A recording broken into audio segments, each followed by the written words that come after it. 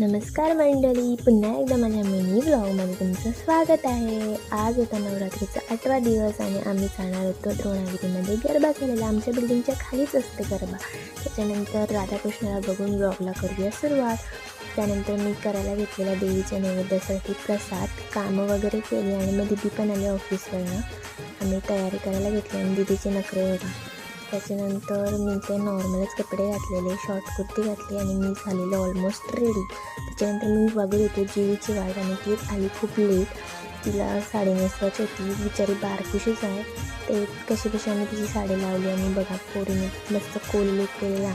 कागदाचं मासं पण आणलेलं, 500चं एक आहे बोलतं.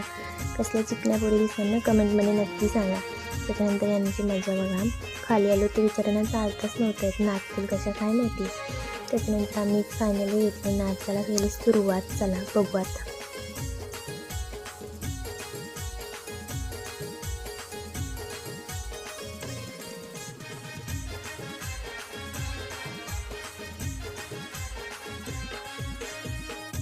मस्त नाचत होतो आम्ही. तर आला मराला पाऊस, मग काय थांबलो जराशी. तर माझ्या फ्रेंड्स भेटल्या, त्यांच्यासोबत व्हिडिओ वगैरे काढली. वापस नाचायला आलो तर पोळींना बोलवलेले स्टेजवर, त्यांना प्राईज भेटणार होती. विषय आहे का, कोली लूक केलेला ना, शेवटी प्राईज तर भेटणारच. मग लास्टचा जो डॅन्स असते ना गरब्याचे, जो मांडव डॅन्स असते तोच मला पटते, कारण की गरबा तर खेळता नाही येत आपल्याला.